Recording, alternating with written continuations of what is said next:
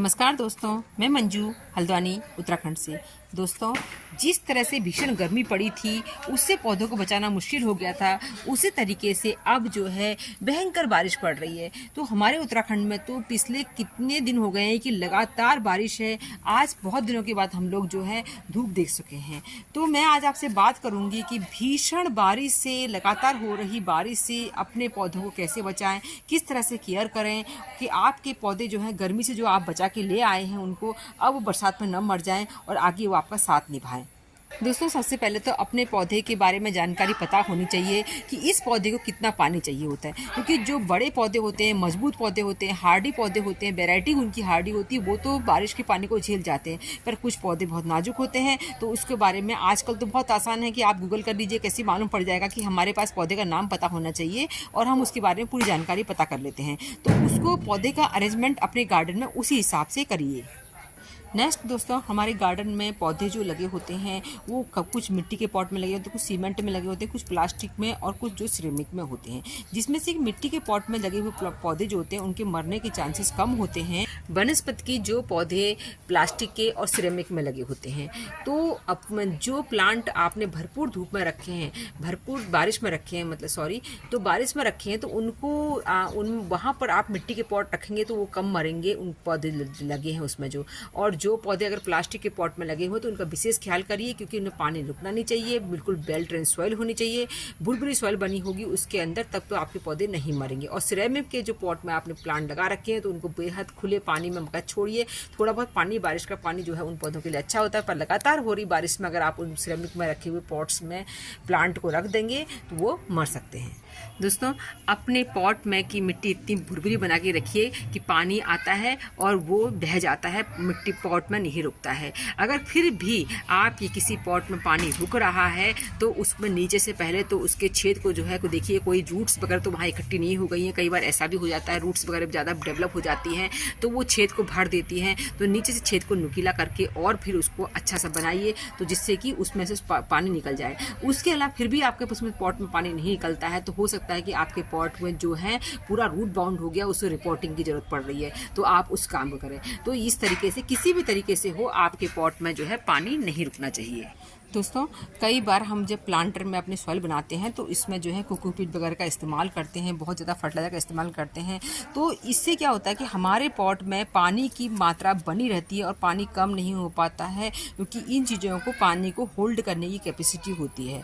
तो ऐसा अगर आपको फिर भी आपके हर समय आपके प्लांटर की सॉइल गीली रह रही है तो उसमें थोड़ी मात्रा में इस समय आप रेत मिला सकते हैं। ऊपर से रेत मिलाकर प्लांटर की आप गुड़ाई कर दीजिए, तो वो सॉइल में जो है एक पानी भुरभुरा बन जाएगी और वेल ड्रेन सॉइल बन जाएगी उससे आपकी। तो पानी को बहुत ज़्यादा देर वो होल्ड नहीं करेगा, रेत बनेगा तो रेत डाल देंगे तो ऊपर से। दोस्तों, इस समय बहुत ज़्यादा बारिश होने से, नाइट्रोजन का परसेंटेज आसपास के एटमॉस्फेयर में ज़्यादा होने से तो हमारे पौधे बहुत ज़्यादा ग्रोथ करते हैं। तो एक्स्ट्रा ग्रोथ होने से कई बार क्या होता है कि पौधे जो उनका बेसिक काम फ्लावरिंग करने का होता है वो नहीं कर पाते हैं। तो अपने पौधे में एक्स्ट्रा लीव्स को आप हटाइए। ये अडेनियम वगैरह की भी जो लीफ हैं, देखिए इस वाले में इससे नहीं हटाई है, मैंने किसी दूसरे प्लांटर में से हटा दी हैं। इनकी लीफ को कम कर देना है। इसी तरह से जरबेरा, देखिए कितनी हेल्दी है जरबेरा मेरे, और ये जरबेरा को जो है नीचे की सारी लीफ मैंने इसकी हटा दी है। इससे एक फ़ायदा ये होता है कि जो नीचे की पत्तियां लगी होती हैं वो मिट्टी के टच में आके फंगस क्रिएट करती हैं, वो हटती हैं। दूसरा जो है प्लांट हल्का होता है, तो अपने बेसिक काम को करने के लिए वो प्रेरित होता है। दोस्तों, अपने प्लांट की नीचे की पत्तियां भी पूरी तरह से रिमूव कर दीजिए। पॉट की पूरी तरह सफाई करिए। पॉट में जो है पत्तियां वगैरह मत छोड़िए। अगर पत्तियां वगैरह कोई चीज़ है तो उसको मिट्टी से दबा दीजिए, फिर वो फंगस क्रिएट नहीं कर पाती है। ऊपर से पत्तियां वगैरह जो मल्चिंग के लिए डाली होती हैं उनको हटा दीजिए। नीचे की पत्तियां हटने से प्लांट जो है अच्छी तरह से एयर का आना जाना होता है और हेल्दी रहता है। नेक्स्ट काम है दोस्तों, अपने प्लांटर की गुड़ाई करना। गुड़ाई करने से जो हमारे प्लांटर में बीड्स उगती हैं वो भी हटती हैं। दूसरा जो है, हमारे प्लांट में जैसे इस समय बहुत बारिश हो रही तो रूट भी बहुत डेवलप होती है। जितना ऊपर प्लांट डेवलप हो रहा है उतना नीचे भी डेवलप हो रहा है, तो वो एक्स्ट्रा रूट्स जो होती हैं वो कट जाती हैं। नहीं तो प्लांट जो है अपनी पूरी ताकत जो है, जो भी खाना होता है वो रूट ही खा लेती हैं और प्लांट को नहीं मिलता। इसलिए प्लांट की खूबसूरती खत्म होती है और जो फ्लावरिंग करने का काम होता है वो भी कम हो पाता है। तो इसलिए गुड़ाई करिए। गुड़ाई करके जो है आपकी सॉइल में जब गुड़ाई करेंगे, गुड़ाई का काम बहुत बारिश के मौसम मत करिएगा। जिस दिन आपके यहाँ धूप आती है तब करिएगा। धूप में एक दिन बारिश के बाद धूप आने के बाद आपके प्लांटर की अपनी गुड़ाई करके उसमें आप थोड़ी थोड़ी गहरी गुड़ाई कर सकते हैं, जिससे एक्स्ट्रा रूट्स उसमें सब कट जाती हैं और प्लांट की हेल्थ अच्छी होती है, सॉइल में एयर का परसेंटेज बढ़ता है। नेक्स्ट काम दोस्तों, हो सके तो आपके पास अगर प्लांट को रखने के लिए स्टैंड की व्यवस्था है तो उसको उसमें रखिए। इससे क्या होता है कि प्लांट ज़मीन में जब बारिश बहुत ज़्यादा होती है और प्लास्टिक के पॉट में लगे हुए प्लांट है हमारे, तो वो जो है ज़मीन से एक्स्ट्रा जो रूट्स होती है वो भी पानी को एब्जॉर्ब कर लेती है। अगर आपके पास प्लांटर की व्यवस्था नहीं होती है तो आप किसी ईंट के ऊपर रख दीजिए जिससे कि पानी नीचे निकल जाए। इसके अलावा इस तरह की मैट के ऊपर भी आप अपने प्लांटर को रख सकते हैं जिससे पानी नीचे निकल जाए और प्लांटर की जो रूट्स होती है वो एक्स्ट्रा पानी को एब्जॉर्ब ना करें। दोस्तों, बारिश में अपने सैकुलेंट की विशेष केयर करिए। इनको हो सके तो ऐसी एरिया में रख दीजिए जहां बारिश का डायरेक्ट पानी ना पड़ता हो। और इनकी प्लांटर की दोस्तों एक विशेष ये भी केयर होती है। अधिकांश ये प्लांट जो होते हैं हमारे सेरेमिक या प्लास्टिक किसी में लगे होते हैं, तो इनको आपने गुड़ाई वगैरह नहीं करनी है। बार बार उखाड़ उड़ के कोई चीज़ों को एक बार टच ज़्यादा उनको डिस्टर्ब नहीं करना होता है। ये जिस स्थिति में है उसी स्थिति में छोड़ देते हैं। बस कोई बीट्स वगैरह उग जाए तो उनको निकाल देना चाहिए।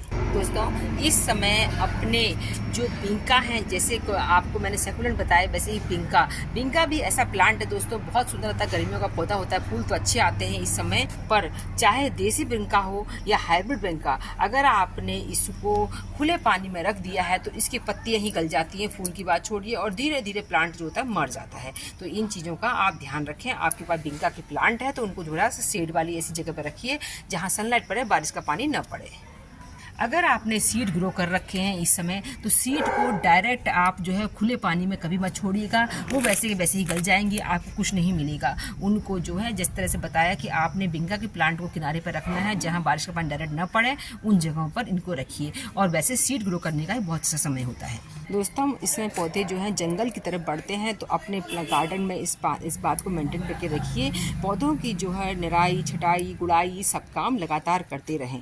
इस समय अगर आपके किसी प्लांट में फ्लावर नहीं आए हैं तो उसकी अच्छी तरह से आप हार्ड ग्रोनिंग कर दीजिए और अच्छा सा उसको फर्टिलाइज़र भी दे दीजिए। दोस्तों, इस समय लिक्विड फर्टिलाइज़र वगैरह ज़्यादा ना देते हुए इस समय जिस समय बारिश रुकती है तो क्योंकि बहुत सारा बारिश आते रहने से पॉट में लगे हुए प्लांट में मिनरल की कमी हो जाती है, तो उनमें जो है आप कुछ मात्रा में फर्टिलाइज़र दे सकते हैं। चाय की पत्ती, केले की छिलके, इसके अलावा आप जो है वर्मी कंपोस्ट, काऊ डंग कंपोस्ट या इसके अलावा जाइम, इन सबको मिक्स करके प्लांट की जड़ से थोड़ा दूर मिट्टी मिला के दे सकते हैं।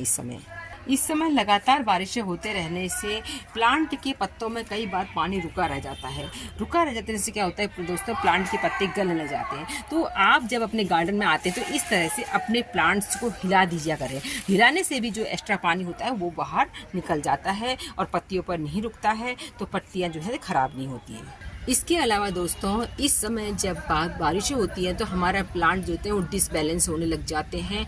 तो इससे बचने के लिए, क्योंकि मिट्टी सॉफ्ट हो जाती है और सॉफ्ट होने से जो भी हमने चीज़ें लगाई होती हैं, जैसे ये देखिए मेरी मॉर्निंग ग्लोरी की बेल है, ये सीधे लगी थी, जब मिट्टी सॉफ्ट हुई तो जो स्टैंड लगाया था वो जो है झुक गया है, देखिए इस तरीके से। तो इनको बांधने की व्यवस्था जरूर करिए। इनको देखिए कि प्लांट की बेल वाले पौधे बहुत तेज़ी से बढ़ते हैं, तो इस चीज़ का आप ध्यान रखें कि ये जो है स्थिर रूप से रह सके जिस जगह पर आपने स्टैंड में लगा रखे हैं।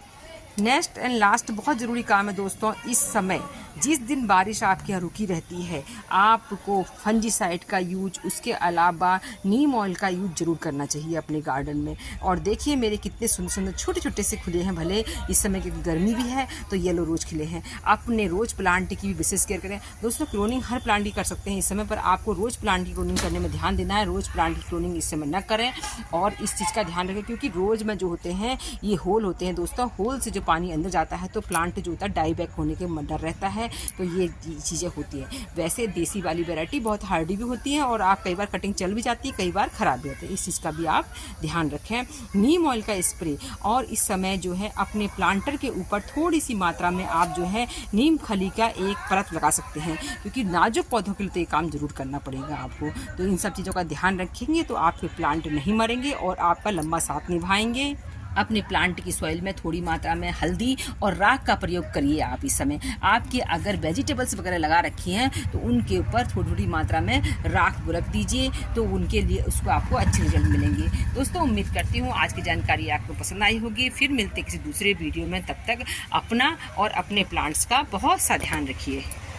तो अडेनियम के प्लांट हर गार्डनर के पास एक दो होते ही हैं और बहुत महंगे होते हैं, तो इनकी विशेष केयर करनी ही होती है। अगर आपके प्लांट में पानी रुकने का, क्योंकि इनको आप पानी में रखें ना रखें ये क्वेश्चन ये होता है। अगर इनको आप खुले बारिश में रखते हैं तो इनकी ग्रोथ अच्छी होती है, इनका प्रोडक्ट्स मोटा होता है। पर इनको देखिए मैंने किस तरह तिरछा कर रखा है। इनको सीधे रखने से बहुत ज़्यादा, क्योंकि एक प्लास्टिक के उसमें लगे हुए हैं, मिट्टी में लगे होते तो एक बात की बात, प्लास्टिक उसमें लगे हैं, ज़्यादा पानी को होल्ड कर लेंगे, तो इसलिए मैं तिरछा कर लिया और सारा पानी इसका बाहर निकल जा रहा है। तो आप भी ऐसा कर सकते हैं।